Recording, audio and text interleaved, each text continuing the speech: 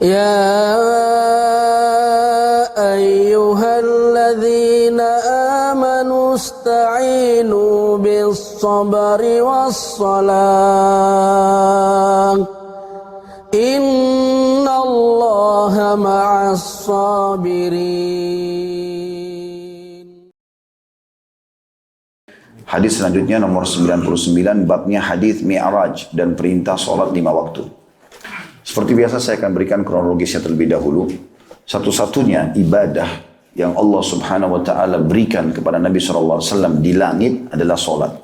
Selainnya semua di bumi. Dan ini menandakan kedudukan sholat itu sendiri. Untuk menerimanya, Nabi SAW Isra dulu, perjalanan malam dari Masjid Haram ke Masjid Aqsa, dan Allah kekalkan dalam Al-Quran dan menamakan surah nomor 17 dengan surah Al-Isra untuk menggambarkan tentang pentingnya perjalanan tersebut. Kemudian ada proses yang sangat luar biasa pada saat itu di mana Nabi SAW sholat di Masjid Aqsa dan mengimami seluruh Nabi dan Rasul. Dalam riwayat Sahih dikatakan ada 124 ribu Nabi, diantaranya 313 Rasul. Semuanya diimami oleh Nabi SAW di malam Isra itu. Kemudian disitulah Nabi SAW juga bertemu dengan Jibril, bertemu dengan Mikail, dan Jibril memperkenalkan kepada Nabi SAW, ini adalah Mikail, ya, itu adalah wakil daripada Jibril alaihissalam. Kemudian Nabi SAW mengatakan, aku mengikat tali borak ini ke kangannya, di mana tempat seluruh nabi-nabi mengikat tali ke kangan hewan mereka. Bagi yang pernah ke Aqsa tahu masalah itu tentunya. Di sebelah kanan Masjid Qibli itu ada ruangan ke bawah dan ada besi yang diyakini oleh masyarakat setempat kalau itu tempat Nabi SAW mengikat boraknya. Kemudian Nabi SAW pun mi'raj dari langit atau ke langit. Mi'raj ke langit. Mi'raj artinya naik ke langit. Pertanyaan sederhana, kenapa Allah Subhanahu wa Ta'ala tidak melakukan atau tidak memerintahkan itu dari Masjid Haram Mekah saja, langsung naik ke langit? Kenapa harus ke Masjid Aqsa? Berarti juga ada kedudukan khusus untuk Masjid Aqsa di sini. Dan terlalu banyak keutamaan Masjid Aqsa. Bagi yang belum pernah ke sana, saya berharap teman-teman bisa menjadwalkan satu waktu ke sana. Karena memang hadisnya banyak. Dan tidak usah khawatir dengan masalah, oh nanti akan ada peributan dan segala macam. Saya gambarkan Palestina itu kalau diibaratkan seperti meja ini. Saya kurang lebih sudah 4 kali masuk ke sana, masuk 5 kali. Insya Allah akhir bulan ini juga saya akan pergi. Itu kalau kita ibaratkan Palestina meja ini, semua sudah dijajah kecuali satu titik, namanya Gaza. Gaza itu kurang lebih jaraknya sekitar 183 km dari Masjid Aqsa. Jadi sangat jauh. Dan memang yang sering konflik adalah di wilayah ini. Karena bagi Israel mereka belum menguasainya. Dan di situ ada negara Palestina dan otoriter Palestina gitu kan. Nah di sini yang sering konflik. Kalau yang tempat lain umumnya tidak konflik. Kalau yang sering teman-teman nonton ya, di Masjid Aqsa terjadi ini dan terjadi itu ada dua sebab. Sebab yang pertama, yang umum terjadi, sebagian masyarakat Palestina yang sudah merasa terkekang sekali dengan penjajahan ini, terganggu, maka mereka tidak boleh pegang senjata. Dia keluar dengan pisau dapur misalnya, lalu dia tusuk satu tentara Israel. Nah pada saat dia tusuk mati, Israel akan mengutus pasukannya untuk menangkap satu orang itu. Kalau sudah ketangkap, maka tidak ada lagi keributan. Seperti itulah. Karena Israel sendiri tidak mau buat keributan. Mereka tidak mau buat keributan. Karena mayoritas penduduknya adalah orang-orang Muslim di situ. 50%-nya Muslim. Sekitar 40% Yahudi, 10%-nya Nasrani. Ya, jadi Muslimnya banyak di sana. Dan mereka adalah buru-buru. Buru di perusahaan, buru-buru di pabrik. Pekerja-pekerja semua orang-orang Palestina. Ya, makanya teman-teman kalau ke sana hotel bisa kita pesan hotel Muslim, ya transportasi busnya Muslim, semuanya orang-orang Muslim. Ya. Dan di sana orang-orang Muslim tetap berdagang. Kalau kita dari hotel menuju ke Masjid Aqsa, kita akan temukan banyak sekali ya toko-toko Muslim, restoran Muslim, mereka berdagang. Dan pemerintah Israel menawarkan sebenarnya punya 3 opsi dalam bagi penduduk Palestina. Yang pertama itu mengakui pemerintahan Israel.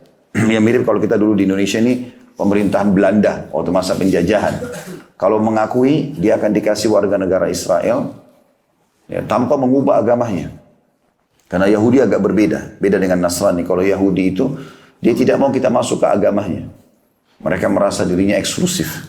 Allah mengatakan dalam Al-Quran, mereka mengatakan nanu abna'ullahi wa ahibba'u. Kami ini adalah anak-anak Allah dan pilihan-pilihannya. Gitu kan. Kalau yang kedua adalah tidak mengakui, tidak mau ambil warga negara, tapi dia tidak mau buat masalah. Ini biasanya dikasih kartu. Dan itu bisa dikenal dari situ. Kalau warga Palestina ini, ya sudahlah, saya mau bekerja, saya mau cari hidup, selesai. Nah yang ketiga ini yang tidak menerima. Nah ini umumnya berkumpul di Gaza.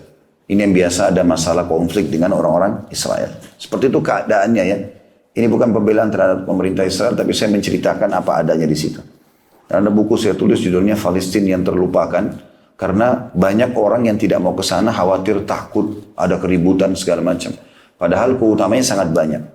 Di antara keutamanya adalah sudah cukup Nabi SAW Isra ke sana. Kenapa dari Palestina? Kenapa enggak dari Mekah saja, Masjidil Haram? Berarti ada sesuatu, dan Allah mengatakan di awal surah Al-Isra, A'udzubillahi minasyaitonir rajim, subhanalladzi asra bi'abdihi lailan minal masjidil haram ilal masjidil aqsa alladzi barakna haulah. Al-ayat. Jadi Allah mengatakan segala puji bagi Allah. Berarti ada pujian di situ. Pujian artinya ada jenis ya, ibadah tertentu yang memang Allah tekankan di dua lokasi ini. Yang telah memperjalankan hambanya Muhammad SAW dari Masjidil Haram ke Masjidil Aqsa yang telah kami berkahi di sekitarnya. Seperti itulah. Nah keutamanya cukup banyak diantaranya adalah selain Nabi SAW memang Isra ke sana dan Mi'raj dari sana juga ke langit. Kemudian dari langit kembali lagi ke Aqsa, baru kembali ke Mekah. Gitu kan? Itu yang disebutkan dalam riwayat Bukhari. Bahwasanya Nabi SAW mengatakan kepada masyarakat Mekah, untuk memastikan aku benar-benar sudah Isra ke Palestina dan Mi'raj ke langit. Salah satu buktinya adalah pada saat aku pulang ke Mekah, maka aku temukan ada kafilah kalian. Dan Nabi sebutkan nama-namanya orang-orang kafilah itu. Ada fulan, fulan. Karena Nabi lagi terbang di atas, kelihatan di bawah. Dan mereka kehilangan untahnya.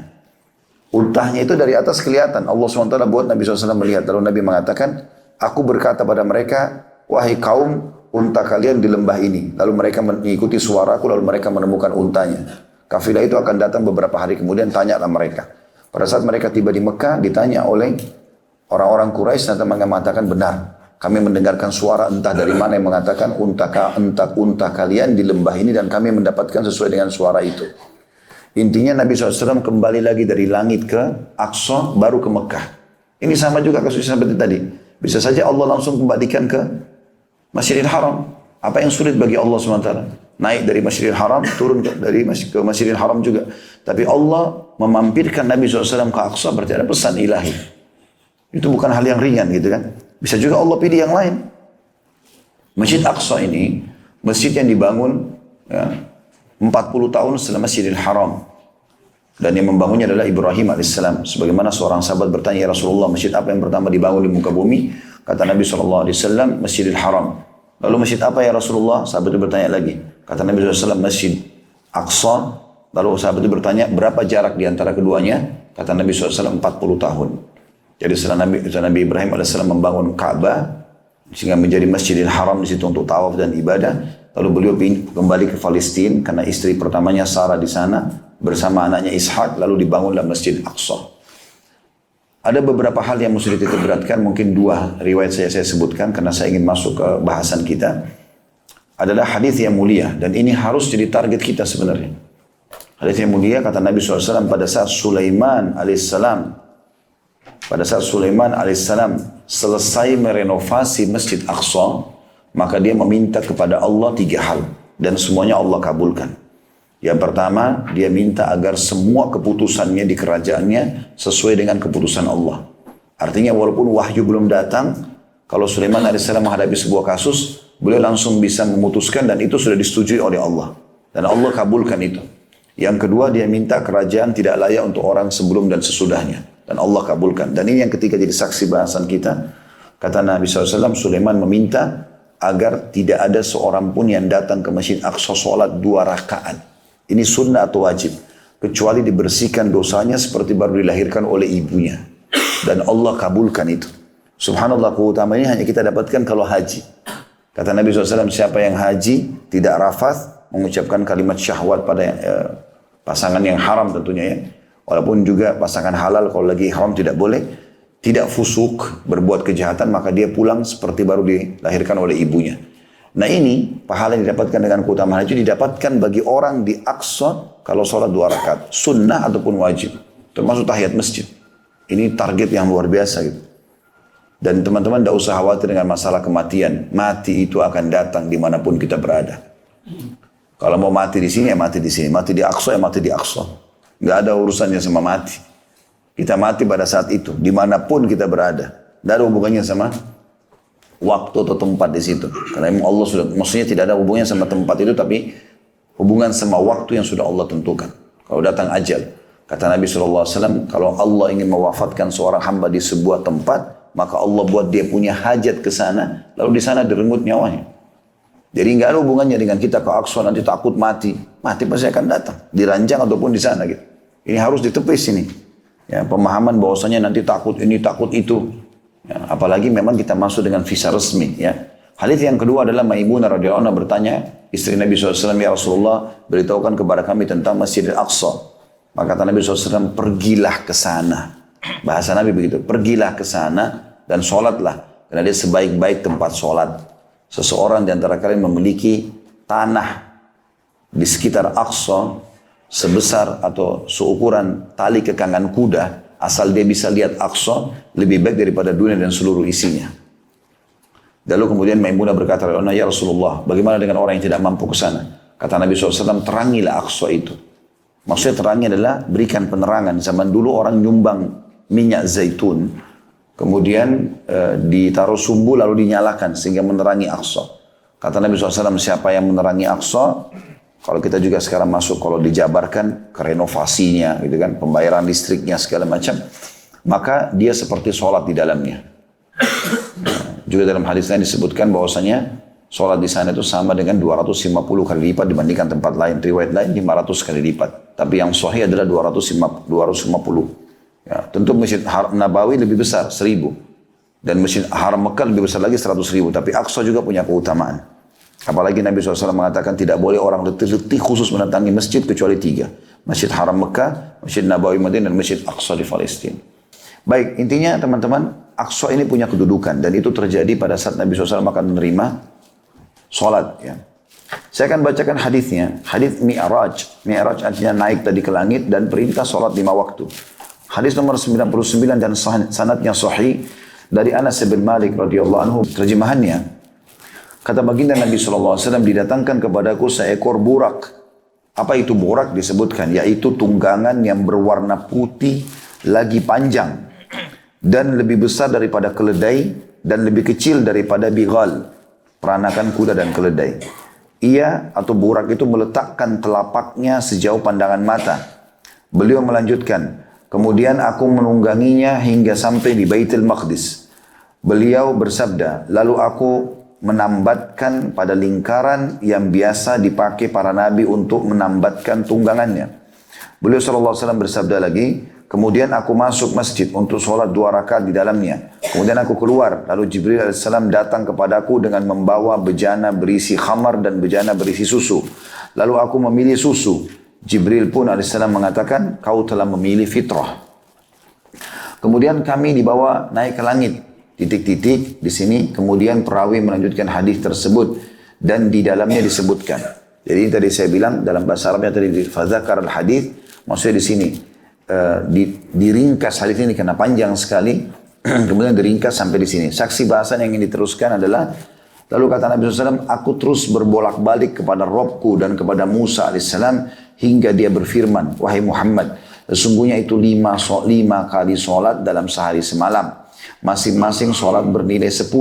Jadi semuanya bernilai 50 sholat. Barang siapa yang berniat mengerjakan kebaikan dan belum melakukannya, maka dicatat untuknya 1 kebaikan.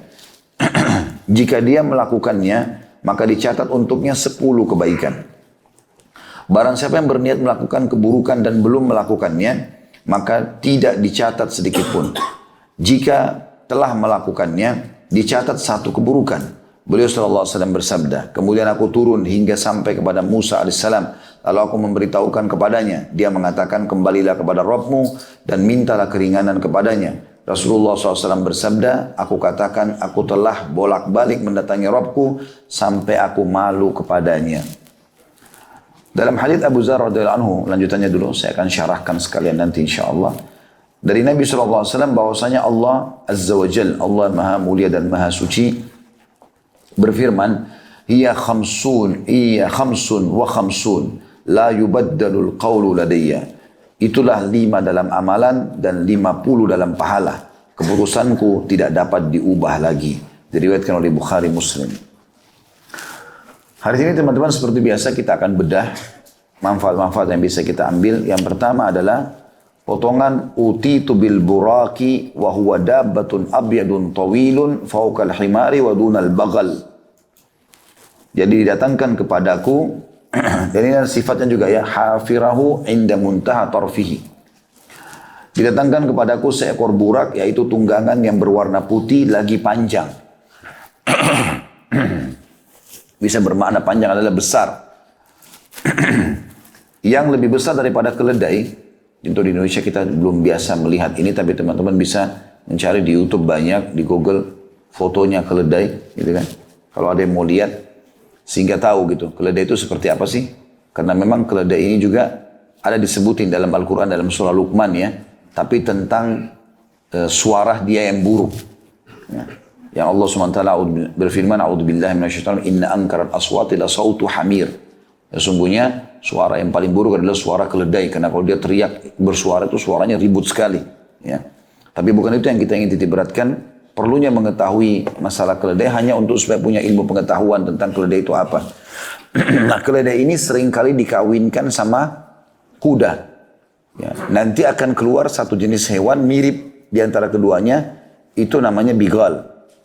Nah, bigal ini atau bagal itu biasa dipakai oleh raja-raja. Jadi dia lebih indah dari kuda dan lebih tinggi dari keledai, yang keledai lebih pendek, gitu kan. Dan ini indah sekali, dia bulunya segala macam, dan itu biasa dipakai hanya untuk raja, misalnya dari istananya menuju ke taman, gitu-gitu. Atau peliharaan raja itu biasa dipakai bigal, seperti itulah.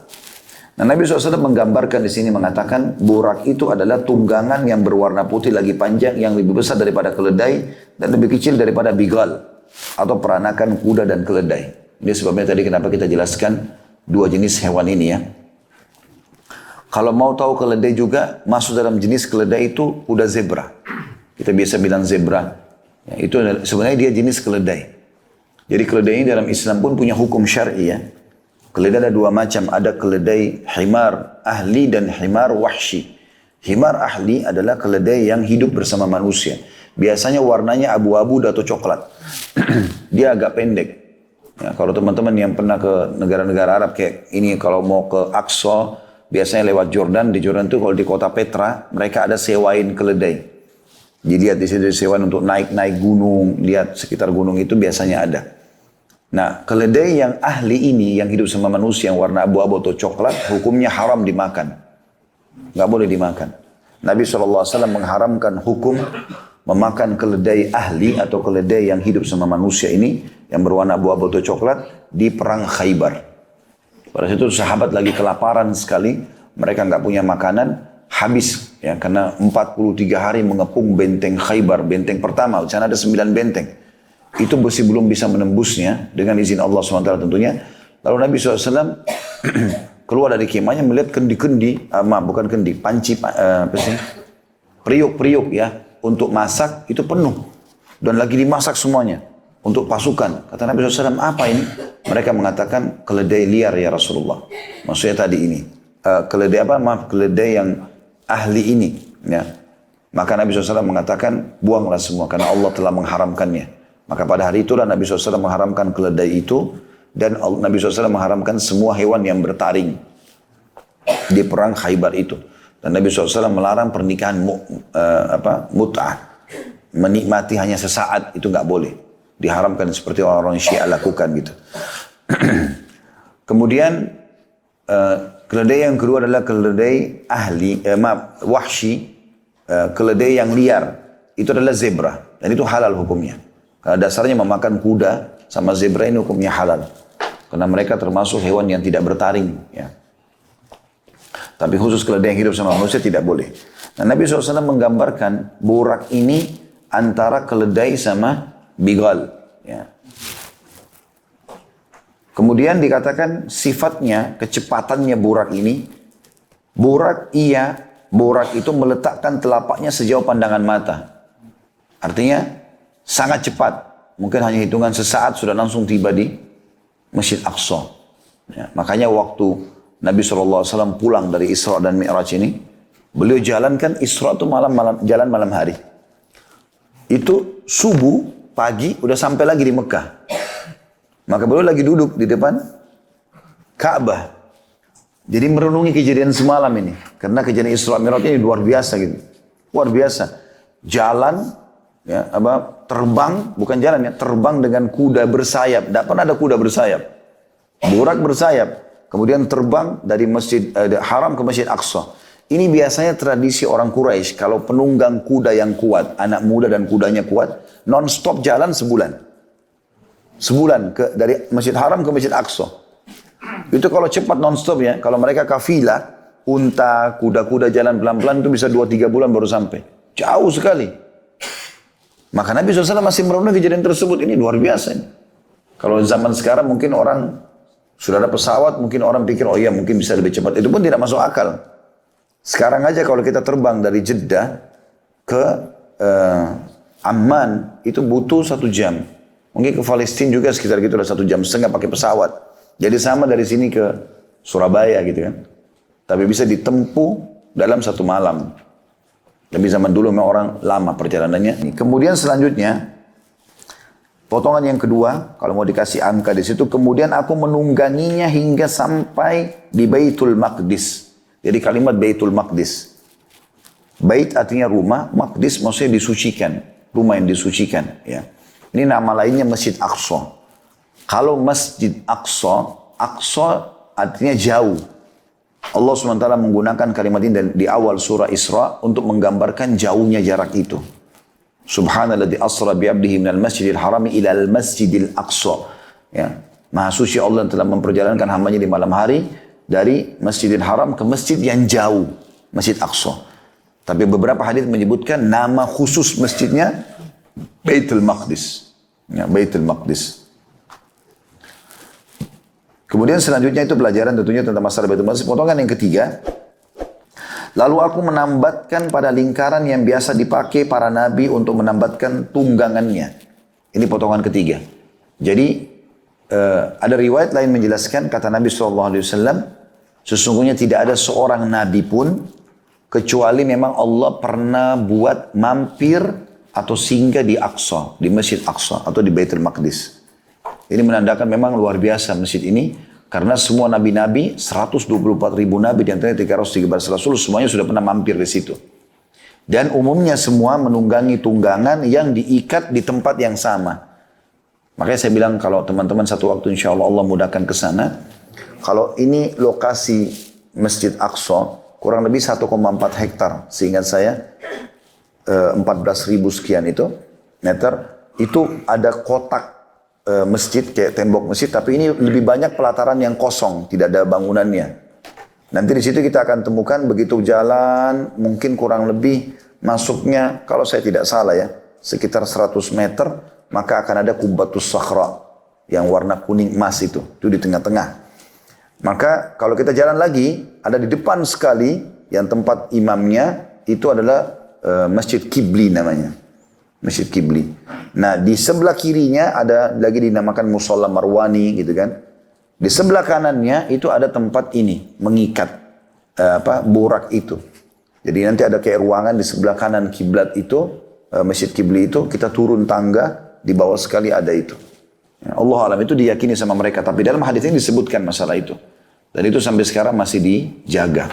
Ya, kalau teman-teman pernah dengar tembok peratapan punyanya orang-orang Yahudi, itu pas di sebelah tembok yang ada ikatan borak ini. Tapi ini masih masuk lokasi kekuasaan muslimin. Tembok yang ratapan itu tempat mereka pukul-pukul kepalanya, berdoa segala macam itu. Di sebelah tembok yang ada ikatan borak ini. Kemudian potongan selanjutnya. Dikatakan di sini potongan yang keempat ya. Kemudian aku masuk masjid untuk sholat 2 rakaat di dalamnya. Kemudian aku keluar. Ya, ini sebagian ulama menanggapi mengatakan Nabi SAW melakukan tahiyat masjid. Ya. Ada juga yang mengatakan sholat umumnya, entah sholat apa, apakah mungkin tahajud karena malam hari, kan itu perjalanan malam hari kan, atau karena Nabi SAW sholat yang lainnya, itu Allah alam. Tapi jelas Nabi SAW sholat. Beberapa asar tadi atau riwayat saya katakan Nabi SAW mengimami Nah, kalau mengimami para nabi-nabi berarti menandakan sholat tahajud. Karena sholat sunnah yang dikerjakan berjamaah adalah tahajud. Tahajud masjid tidak dikerjakan berjamaah, gitu kan. Intinya Nabi SAW sholat di situ. Berarti menandakan juga ada tambahan informasi tentang pentingnya sholat di Aqsa. Selain dari dalil-dalil tadi yang sudah saya sebutkan ya, punya keutamaan sholat di sana. Dan ini adalah juga mengaplikasikan apa yang diharapkan dan diminta oleh Sulaiman alaihissalam agar orang yang sholat di sana diampuni dosanya seperti dilahirkan oleh ibunya. Walaupun Nabi SAW sudah diampuni dosanya yang lalu dan juga yang akan datang. Potongan selanjutnya dikatakan, kemudian aku keluar. Lalu Jibril datang kepadaku dengan membawa bejana berisi khamar dan bejana berisi susu. Lalu aku memilih susu. Jibril mengatakan, kamu telah memilih fitrah. Makna daripada kemudian aku keluar, berarti mi'rajnya ke langit bukan dari dalam masjid, tapi dari luar. Nah, sebagian masyarakat Palestina, dan ini juga diyakini oleh orang-orang Nasrani pun yang mempelajari sejarah, meyakini masalah itu. Kalau di dalam Masjid Qubbatus Sakhra, itu ada batu, diyakini dari situ Nabi SAW naik ke atas. Jadi kan, walaupun ini masih berselisih ahli sejarah dalam masalah itu. Tapi yang jelas, Nabi Mi'raj dari lokasi suci Baitul Maqdis tadi. Kemudian ini dimaksud dengan diberikan bejana, satu khamar dan satu susu. Lalu Nabi SAW mengatakan, aku memilih susu. Dan Jibril mengatakan, aku memilih fitrah. Maksudnya adalah, ini ujian buat Nabi SAW. Apakah beliau akan memilih khamar atau memilih susu. Tapi secara fitrah, maksudnya secara alami, karena Nabi SAW adalah orang yang beriman kepada Allah, maka beliau memilih susu. Makna fitrah adalah memilih yang benar, sesuai dengan fitrah seseorang, gitu kan. Kemudian tentu ini hadisnya lanjutnya cukup panjang. Setelah itu ada lanjutan di titik hadis itu, aku naik ke langit, gitu kan. Di langit pertama aku bertemu sama Nabi, ya. Kemudian langit kedua, langit ketiga, urutannya saya tidak ingat sekarang. Tapi yang saya ingat dalam riwayat itu bertemu dengan Isa dan Yahya. Kemudian naik ke langit kedua, bertemu dengan Idris, ketemu sama yang ketiga Yusuf. Dan Yusuf itu pada saat bertemu, semua nabi-nabi ini mengatakan, selamat datang wahai saudaraku yang soleh dan nabi yang soleh. Semuanya mengatakan itu. Kemudian ketemu dengan Yusuf dan Nabi SAW mengatakan, sungguh memang dia telah diberikan ketampanan, sepertiga ketampanan dunia. Gitu kan? Karena sangat tampan. Kemudian di langit keempat ketemu dengan Harun. Ya, langit kelima ketemu sama, saya tidak ingat sekarang. Tapi ada langit keenam, Musa, langit ketujuh, Ibrahim. Semua ini sampai langit keenam, sampai Musa alaihissalam, semua mengatakan selamat datang wahai Nabi soleh dan saudara yang soleh. Kecuali Ibrahim alaihissalam di langit ketujuh mengatakan selamat datang wahai anak yang soleh dan Nabi yang soleh. Karena Nabi Muhammad SAW keturunan beliau. Gitu kan? Dan pada saat awal Nabi SAW naik ke langit ketujuh, beliau bertanya, siapa itu Jibril? Karena melihat ada orang, kata Nabi SAW, yang sangat mirip dengan Nabi kalian ini. Jadi perawakannya mirip sekali dengan Nabi Muhammad alaihissalam. Dan di sekitarnya ada anak-anak kecil, ya, yang sedang duduk. Ya. Maka kata Jibril AS, itu adalah ayahmu Ibrahim, dan di sekitarnya adalah anak-anak muslim yang meninggal sebelum balik. Di bawah naungan Ibrahim AS, bersama Ibrahim AS. Dan di langit ketujuh itu, disebutkan dalam beberapa riwayat yang lain, ada Baitul Ma'mur. Rumah tawafnya para malaikat. Mirip Ka'bah kita kalau di dunia. Allah mengatakan dalam surah At-Tur, wal Baitil Ma'mur. Ya. Maka di situ kata Nabi SAW, ada 70.000 malaikat yang tawaf setiap hari. Pergi tidak akan pernah kembali selamanya. Gitu kan. Artinya Allah SWT ciptakan malaikat-malaikat yang baru lagi. Karena jumlahnya mereka sangat banyak. Malaikat beda dengan kita. Mereka diciptakan sudah langsung bisa bertugas. Kayak kita dari bayi, anak-anak, segala macam. Dari sperma, dari sel telur. Bersatu ini nggak ada. Mereka diciptakan utuh dari cahaya. Dan Allah juga ganti dengan sesuka dan kemahakuasaannya Allah gitu. Intinya teman-teman sekalian. Pada saat itu. Nabi SAW naik. Kemudian tiba di Sidratul Muntaha. Jibril pun mengatakan, hai Muhammad, di sini batasku, ya, aku tidak mungkin bisa naik. Kalau aku naik sesaat saja, maka bisa ya hangus gitu, tidak bisa, maksudnya tidak mungkin naik. Ya. Maka Nabi SAW pun naik, kemudian bertemu dengan Allah SWT, lalu menerima perintah 5 waktu sholat itu. 50 waktu sholat awalnya, 50 waktu sholat. Ya, di sini Kalau ada yang bertanya apakah Nabi Muhammad SAW melihat Tuhannya, maka ini telah ditanya oleh Aisyah radhiyallahu anha. Pada saat Nabi SAW pulang Isra Mi'raj, kemudian beliau setelah itu di tahun 2 Hijriah sebelum perang Badar, Nabi SAW menikah dengan Aisyah, dan Aisyah bertanya radhiyallahu anha, ya Rasulullah, hal tara rabbak, apakah anda melihat Tuhan anda pada saat lagi Mi'raj ke langit itu? Maka Nabi SAW menjawab, Allah nurun ala nur anna arah. Allah itu cahaya di atas cahaya, bagaimana aku bisa melihatnya? Berarti Nabi SAW bertemu dengan Allah, iya, tapi belum melihatnya. Seperti itulah. Dan memang ini, ya hampir kalau tidak salah, umumnya pendapat ulama mengatakan belum ada yang melihat Allah di muka bumi ini, termasuk Nabi-Nabi. Makanya waktu dalam ayat Al-Quran, waktu Musa AS berkata, Rabbi arini andur ilaik, wahai Tuhanku, mudahkan aku untuk melihatmu. Allah mengatakan, lan tarani, walakin andur ilal jabal. Kau tidak bisa melihatku, hai Musa, tapi lihatlah ke gunung-gunung itu. Fa in istaqarra makana fa sawfa tarani. Kalau gunung-gunung itu bisa menampung kedatanganku, maka baru kau bisa melihatku. Jadi tidak bisa. Falamma tajalla rabbul jabal, pada saat Allah dengan kemahakuasaannya Allah mau ke gunung itu, maka ja'alahu dakka. Semuanya hancur lebur. Gak bisa, gak mampu tentunya. Dengan kemahabesarannya Allah subhanahu wa ta'ala. Intinya seperti itu. Maka Nabi Muhammad SAW menerima perintah waktu sholat, kemudian beliau turun. Ini saya bahas titik-titik itu ya. Titik-titik itu, karena itu ada lanjutannya. Setelah Nabi SAW turun di langit ke-7, Ibrahim AS tidak bicara apa-apa. Kemudian dia turun ke langit ke-6, ketemu sama Musa. Maka Musa AS menanyakan, hai Muhammad, apa yang Tuhanmu berikan untuk umatmu? Kata Nabi SAW, 50 waktu sholat. Kata Musa AS, berat. Umatmu tidak akan mampu itu. Minta keringanan. Nabi SAW balik, minta keringanan. Allah ringankan 5 dulu. Jadi 45. Kembali lagi, langit ke-7, Ibrahim tidak bicara apa-apa alaihissalam. Langit ke-6, Musa tahan lagi. Berapa hai Muhammad? 45. Masih berat. Nabi SAW balik lagi. Minta keringanan, diringankan lagi 5. Terus bolak-balik sampai sisa 5. 5 pun Nabi Musa AS masih tahu gitu, kelemahan kita ini. Ya. Nabi Musa AS masih mengatakan, berapa hai Muhammad? 5. Masih berat. Minta lagi keringanan. Barulah Nabi SAW mengatakan, saya sudah bolak-balik ke Tuhanku berulang kali dan ini saya sudah malu, gitu kan.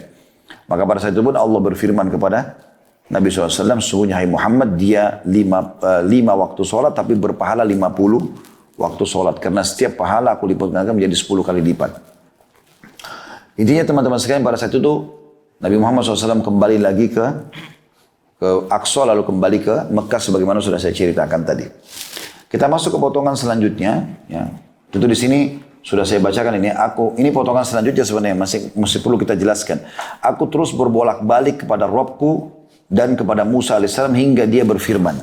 Allah berfirman, wahai Muhammad, sesungguhnya itu 5 waktu sholat dalam sehari semalam. Masing-masing sholat bernilai 10. Jadi semuanya bernilai 50 sholat. Dan sampai sini tentunya teman-teman sekalian, artinya Allah subhanahu wa ta'ala menerima permintaan Nabi SAW diringankan sampai 5. Tapi Allah tidak akan mengubah kemahamuliaannya Allah. Karena Allah punya sifat akramul akramin. Allah menerima permohonan hamba untuk keringanan, iya. Tapi Allah tidak mau balas keringanan itu dengan mengurangi juga kadar balasannya. Itu kemahasempurnaannya Allah. Gitu kan? Misal kita kalau manusia ini transaksi, saya mau beli barang ini, diskon dong sekian. Misal 5 biji harganya sekian. Mungkin orang akan mengurangi. Ya, atau kita beli kualitas barang dengan harga lebih murah, maka kualitasnya diturunkan gitu kan. Allah SWT tidak akan mengurangi kualitas. Jadi Allah memberikan keringanan buat Nabi SAW dan kita semua. Dari 50 menjadi 5 sholat, tapi Allah tidak sama sekali mengurangi kemahasempurnaannya. Allah tetap memberikan balasan 50 waktu sholat. Itu kemahasempurnaan Allah subhanahu wa ta'ala. Nah ini satu hal yang luar biasa ya. Kita pun harus berterima kasih kepada Musa alaihissalam atas jasanya. Kalau 50 waktu sholat, per 15 menit azan. Ya, siap nggak? Bukan 15 menit mana? Per 5 menit mungkin. Azan terus iqamah sholat lagi gitu kan. Potongan selanjutnya, tadi itu mungkin yang kelima kalau nggak salah tadi ya. Ini yang keenam. Barang siapa yang berniat mengerjakan kebaikan dan belum melakukannya, maka dicatat untuknya 1 kebaikan. Jika dia melakukannya, maka dicatat untuknya 10 kebaikan. Barang siapa yang berniat melakukan keburukan dan belum melakukannya, maka tidak dicatat sedikit pun. Jika dia melakukannya, dicatat baginya 1 keburukan. Ini manfaat sendiri. Ini karunia dari Allah Subhanahu wa taala. Ini pernah saya jelaskan. Usahakan teman-teman punya niat di semua amal soleh. Jangan pernah luputkan. Baik kita lihat orang lain kerjakan dan kita belum bisa, atau terlintas di benak kita saja. Contoh misal, ada orang lagi sedekah di depan kita. Ada masjid lagi dibangun, kita lewat, dia lagi nyumbang misalnya. Kita kebetulan tidak bisa mampir. Atau memang kita pun kalau mampir tidak punya kemampuan untuk itu. Niatkan, kalau seandainya saya bisa melakukan seperti orang ini, saya akan lakukan. Maka akan mendapatkan pahala. Ya, kalau dia niat, dapat 1 pahala. Tapi kalau dia melakukannya, dikasih 10 kali lipat. Itu kalau dia lihat orang lain berbuat. Kalau orang lain, misalnya orang puasa, orang haji, orang umroh, apa saja, maka dia niatkan juga sebagaimana dia ingin lakukan. Tapi ini harus tulus ya. Benar-benar dia, kalau Allah berikan kesempatan, dia mau lakukan. Jadi jangan temannya sedekah, udah saya niat aja deh, biar aja dia yang sedekah. Ini nggak dapat ini. Betul-betul dia punya halangan sekarang. Teman-temannya pada berangkat haji, dia nggak bisa berangkat haji karena nggak dapat visa. Kalau dapat visa dia akan berangkat. Nah, akan dapat pahala haji lengkap. Gitu kan? Diniatkan begitu. Sampai sebagian salaf saleh mengatakan, saya berharap punya niat di semua amal saleh supaya saya bisa mendapatkan pahalanya walaupun belum sempat saya melakukannya. Gitu kan? Kalau orang lain melakukan, kalau kita juga terlintas di benak kita. Contoh misal teman-teman, mulai sekarang jangan tidur malam hari kecuali niat sholat tahajud. Niat. Jadi jangan kalau syaitan bisikin, kayaknya saya tidurnya telat nih, gak usah bangun sholat malam deh. Dari awal sudah niat gak mau. Enggak, niatin sekarang, ubah. Saya mau ya sholat malam. Kalau dia tertidur, kelewatan, dapat pahala 1 sholat malam. Kalau dia kerjakan, dapat 10 kali pahala sholat malam. Ini kemudahan sekali. Ingat teman-teman, setiap kali ada kesempatan beramal soleh, selama kita masih hidup jangan sia-siakan. Renungi riwayat ini riwayat sahih. Kalau saya tidak salah riwayat Tabarani, tapi ini riwayat sahih. Hadits ini berbunyi, ada 3 orang di zaman Nabi SAW, sahabat Nabi ini. 3-tiganya kurang lebih hampir sebaya umurnya. Yang satu, waktu Nabi SAW utus pasukan, dia ikut berperang lalu mati syahid. Setelah itu, Nabi utus pasukan yang kedua, orang yang kedua dari 3 orang ini juga ikut berperang mati syahid. Beberapa hari setelah itu, orang yang ketiga gak sempat ikut perang tapi mati di ranjangnya. Maka ada seorang sahabat mimpi. Dia mimpi 3 orang ini masuk surga. Yang paling depan, paling bagus fasilitasnya, justru orang yang mati di ranjang. Lalu yang di belakangnya orang yang mati syahid, orang yang kedua tadi. Yang paling belakang orang yang mati syahid pertama. Maka orang ini bertanya, ya Rasulullah, bagaimana kami memahami ini? Kan di pandangan kita orang mati syahid kan gitu. Apalagi yang duluan mati syahid. Gitu. Kata Nabi SAW, kenapa kau heran? Bagaimana bisa kau bandingkan antara sholatnya orang yang mati di ranjang walaupun cuma berapa hari itu dengan sholatnya orang yang mati syahid? Bagaimana kau bandingkan zikirnya, ibadahnya? Tidak bisa dibandingkan. Ketahuilah perbandingan antara orang yang mati di ranjang dengan orang yang mati syahid itu antara langit dan bumi pahalanya. Apa maknanya? Kesempatan kalau masih bisa beramal soleh jangan sia-siakan. Kalau masih hidup teman-teman maksimalkan. Karena 1 hari saja zikir pagi petangnya, sholat berjamaahnya, mungkin uduknya, mungkin senyum dengan muslim itu sudah lebih besar daripada orang yang belum meninggal daripada kita. Dari sisi pahala. Memang sudah begitu. Itu ada 2 riwayat begitu mirip ya. Itu juga ada sahabat Nabi begitu. Maka Nabi SAW mengingatkan, kalau yang mati lebih dulu, itu Nabi mengatakan, tidak ada seorang muslim pun ya, yang Allah berikan umur dalam keadaan Islam, kecuali dia akan lebih banyak mendapatkan berkah dalam kehidupannya. Maka itu kesempatan. Mumpung kita masih bisa beribadah. Ya. Selanjutnya juga dikatakan, dan siapa yang niat melakukan keburukan, dia niat, mau zina, mau bohong, mau nipu, lalu dia batalkan, ini karena Allah tentunya, bukan karena ban mobilnya pecah, bukan karena hujan lebat, memang karena Allah larang nggak usah deh, jiwa saya kayaknya terganggu nih, merasa terkekang, ya udah berhentiin karena Allah dapat pahala, 1 pahala. Kalau dia kerjakan, dicatat baginya 1 dosa saja. Dan ini rahmat Allah yang sangat luas.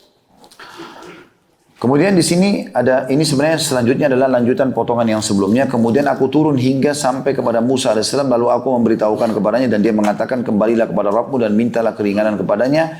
Rasulullah SAW bersabda, aku katakan aku telah bolak-balik mendatangi Rabbku sampai aku malu kepadanya. Makna bolak-balik tadi yang saya bilang dikatakan dalam riwayat lain, memang setiap Musa menahannya, dia minta lagi, ya Allah ringankan, ya Allah ringankan. Terus diringankan 5 sampai sisa 5 saja.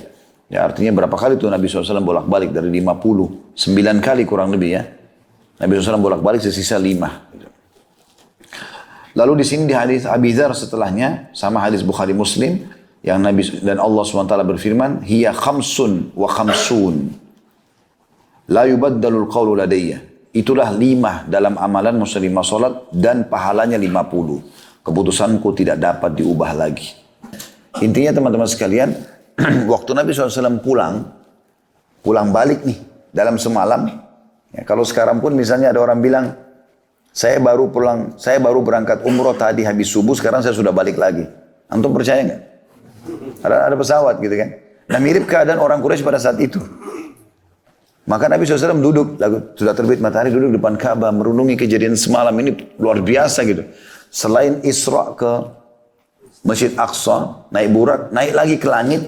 Itu di langit itu langit 1, langit 2, langit 3 sampai langit 7 ketemu sama nabi-nabi. Ketemu dengan Nabi Yusuf, ketemu dengan Nabi Isa dan sepupunya Nabi Yahya, ketemu dengan Nabi Harun, ketemu dengan Nabi Musa, ketemu dengan Nabi Ibrahim alaihissalam, ketemu dengan Nabi Idris. Jadi ketemu dengan Nabi Yusuf ya. Di 7 lapis langit ini ketemu. Di setiap langit itu ada nabi-nabi tertentu. Jadi ini kejadian juga yang luar biasa. Nabi SAW belum pernah naik ke langit kecuali pertama kali pada saat itu. Juga bertemu langsung dengan para nabi-nabi. Ya secara langsung lalu ngobrol sama mereka. Kemudian juga sampai ke Sidratul Muntaha lalu menerima perintah sholat. Kemudian kembali lagi ke Aqsa, kembali lagi ke Mekah. Maka Nabi duduk merenungi kejadian pada saat itu. Dan juga ada riwayat-riwayat lain menyebutkan pada saat perjalanan Isra itu Nabi SAW diperlihatkan segala jenis siksa kubur. Ya, siksa kubur. Maka dilihatkanlah pada saat itu. Intinya kisah yang sangat panjang Isra dan Mi'raj itu. Nah Nabi SAW duduk di depan Ka'bah merenungi kejadian semalam. Lewatlah Fir'aunnya umat ini. Ya, Abu Jahal. Lewat. Lalu dia mengatakan, hai Muhammad, kenapa kau kayak orang begitu? Kayak kalau kita mungkin melongo-longo, orang yang bingung. Kenapa? Menurut dia seperti itu. Tapi Nabi SAW bukan bingung. Nabi malah terkagum-kagum dengan kejadian itu. Karena beliau pada saat tiba di Sidratul Muntaha menggambarkan Sidratul Muntaha itu dipenuhi dengan perhiasan-perhiasan seperti kuping-kuping gajah dan sulit untuk digambarkan keindahannya. Jadi Nabi SAW menggambarkan bagaimana keadaan langit itu. Maka Nabi SAW dengan polosnya cerita. Gitu kan? Semalam datang kepada saya Jibril membawa burak. Burak itu kuda bersayap. Kemudian terbang ke Palestina. Gitu kan? Kemudian di sana saya ketemu sama Nabi-Nabi. Saya sholat Masjid Aqsa. Kemudian saya mi'raj ke langit. Langit pertama ketemu sama si fulan. Nabi sebutin semua nama Nabi-Nabi. Sampai saya terima waktu sholat. Lalu saya kembali lagi ke Aqsa. Saya kembali ke Mekah. Panjang lebar. Pertama kali Abu Jahal mau dengar cerita Nabi nih. Selama ini gak pernah mau gitu. Tapi subhanallah dasarnya orang jahat gitu kan. Jadi dia dengar bukan untuk dapat hidayah. Lalu dia mengatakan, apa benar ini semua yang kau lakukan hai Muhammad? Perjalanan yang kami jalan 1 bulan dengan kecepatan kuda terbaik kami dan anak muda terkuat kami. Pergi, pulang berarti 2 bulan dalam 1 malam kau lakukan? Kata Nabi SAW, iya. Apa kata Abu Jahal? Pertama kali juga dia lakukan ini. Kalau saya kumpulkan masyarakat Mekah, kau mau ceramah nggak? Sampaikan nih. Kata Nabi SAW, tentu saja. Tapi tujuannya bukan supaya masyarakat Mekah percaya. Ini kesempatan nih bagi dia. Kesempatan nih berita bohong. Masa nggak masuk akal bagi dia gitu kan. Maka Abu Jahal bersama Nabi SAW mengajak Nabi ke Bukit Abi Kubais. Bukit Abi Kubais ini bukit tempat iklan di Mekah. Zaman dulu nggak ada medsos, nggak ada pengeras suara. Jadi di dekat sofa, antara sofa dengan Ka'bah itu dulu ada bukit di situ. Namanya Bukit Abi Kubais, sekarang sudah tidak ada tentunya. Itu kalau ada informasi penting, ada yang naik ke atas, terus dia teriak-teriak, wahai penduduk Mekah, ada informasi begini. Dan itu tidak boleh sembarangan orang naik ke atas. Kalau ada sembarangan orang naik, dianggap main-main, ditebas lehernya. Nggak boleh, orang tertentu saja. Nah Abu Jahal mengajak Nabi SAW naik ke Bukit Abi Kubais. Orang kalau lihat, orang sudah tahu ini ada informasi nih. Mereka pada ngumpul. Begitu lihat, ada pemimpin mereka Abu Jahal. Orang Mekah panggil Abu Hakam. Abu Hakam itu maksudnya orang yang bijaksana. Tapi kita disuruh panggil dia Abu Jahal. Karena dia tidak mau masuk Islam hanya karena merasa Nabi saingannya. Pernah ditanya oleh Abu Sufyan, kenapa kau tidak beriman wahai Abu Hakam? Bukankah Muhammad bacakan Al-Quran itu benar? Dia bilang benar, saya tahu benar. Kenapa kau tidak beriman? Dia bilang karena dari dulu sukuku sama suku Muhammad bersaing. Kalau mereka bentuk pasukan, kami juga bentuk pasukan. Mereka beri makan jemaah haji, kami juga beri makan jemaah haji. Sekarang suku Muhammad ada nabinya, sukuku nggak ada nabinya. Gitu. Maka kalau saya beriman sama dia, suku saya kalah. Saya nggak mau beriman selamanya. Hanya karena itu.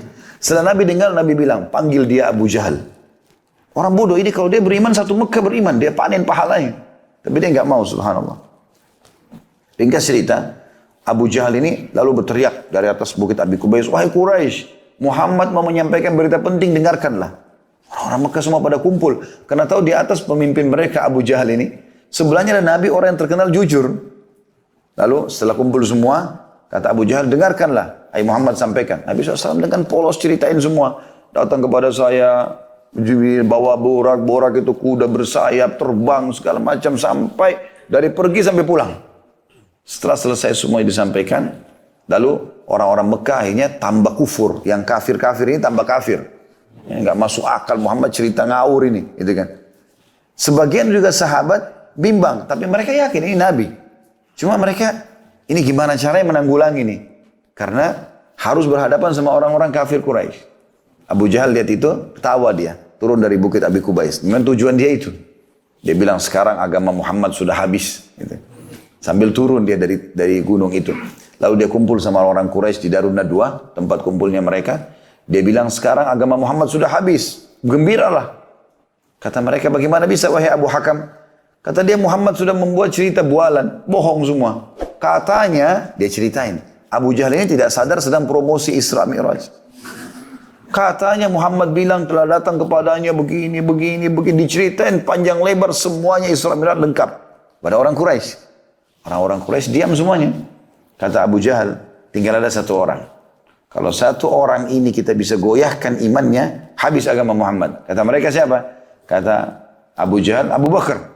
Rame-rame ini orang Quraisy jalan. Nah waktu orang Quraisy jalan ke kebunnya Abu Bakar, kebetulan di pinggir kota Mekah, orang-orang beriman juga sahabat ada yang ikut dari belakang. Pertama kali orang beriman sama orang kafir jalan bersama ini. Pada saat itu di Mekah ya. Karena mau tahu Abu Bakar jawab apa nanti. Begitu tiba di kebun Abu Bakar, teriak-teriaklah Abu Jahal, wahai Abu Bakar keluarlah. Nah, Abu Bakar keluar. Abu Bakar lihat pertama kali nih, tokoh-tokoh Quraisy di belakangnya ada orang-orang Muslim. Maka tadinya mungkin pikirannya jangan sampai orang Muslim ini ditawan kah, harus ditebus kah gitu kan. Nah Abu Bakar kan sering menebus sahabat-sahabat, diantaranya Bilal kan ditebus dengan duitnya beliau, dengan hartanya. Maka Abu Bakar mengatakan, ada apa wahai Abu Hakam? Dia bilang, sesungguhnya teman Muhammad telah bercerita bualan, dusta semua. Katanya, maka dia ceritain kepada Abu Bakar. Abu Bakar ini belum tahu. Dia sekarang promosi lagi ini, Isra Mi'raj ini kepada Abu Bakar. Tujuannya supaya Abu Bakar bilang, masa sih bohong atau apalah gitu kan. Itu tujuan dia. Ternyata dia dikagetkan karena jawaban Abu Bakar berbeda. Ada dua asar. Yang pertama menyebutkan Abu Bakar mengatakan, wahai Quraisy, tidak usah cerita masalah ini kepada saya. Muhammad naik ke langit, sedangkan wahyu turun dari langit ke dia, saya percaya. Apalagi dia naik ke langit, sama saja. Nggak ada bedanya. Jadi dia naik ke langit atau dia terima di bumi sama, saya beriman. Riwayat lain ini yang unik. Dia mengatakan, wahai Quraisy, ketahuilah kalau depan mata saya ada tembok warna putih, kemudian Muhammad bilang hitam, saya bohongkan mata saya. Lalu saya bilang, iya hitam. Bayangin ya, kalau ini tembok nih, Pak Widi bilang, ini tembok warnanya coklat Ustaz. Ah masa sih? Kan kita bisa begitu. Misal contoh kalau warnanya hitam, contoh misalnya. Tapi ini enggak.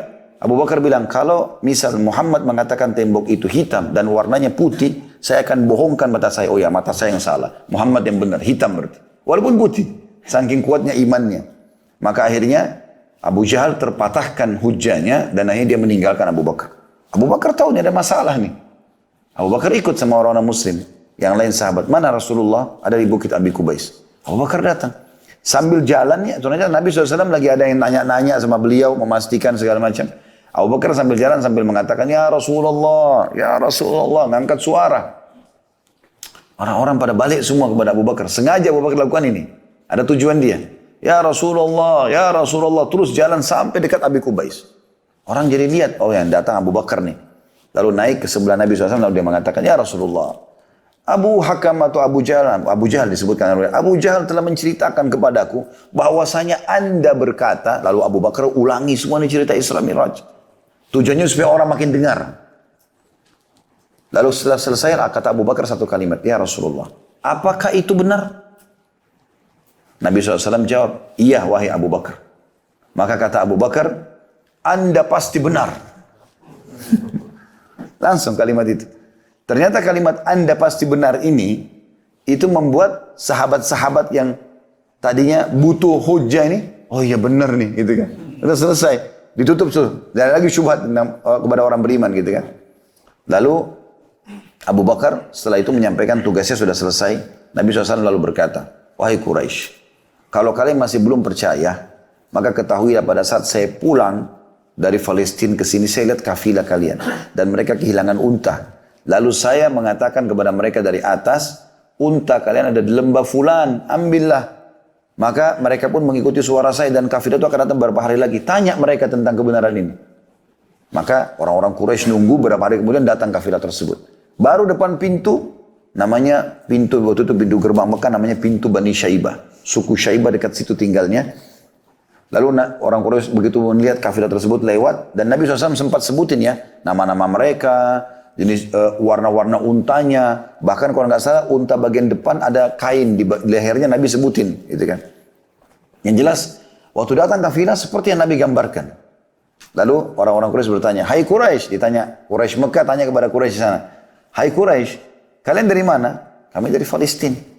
Ini belum masuk ke Mekah, jadi belum ada yang bertanya sama sekali, nggak mungkin direkayasa, gitu kan. Apakah kalian kehilangan sesuatu di jalan waktu sementara dari Palestina ke sini? Mereka bilang iya. Kami kehilangan unta. Lalu apa yang terjadi? Kami mencari. Sementara kami nggak temukan, lalu kami dengar ada suara mengatakan, hai Quraisy, unta kalian di lembah fulan. Kami ikuti dan kami temukan. Maka seperti yang Nabi sampaikan, sekarang Quraisy yang di kafilah bertanya kepada Quraisy yang di Mekah, hai Quraisy, dari mana informasi ini? Kami sendiri belum ada yang masuk ke Mekah, belum ceritain. Kata mereka, dari Muhammad. Semenjak itu, kebalik keadaan orang Mekah yang tidak beriman Isra Mi'raj jadi meyakini kejadian Isra dan Mi'raj. Gara-gara kejadian. Dan ini peran Abu Bakar sangat besar radhiyallahu anhu. Ya. Itu yang diambil pelajaran dari makna ini.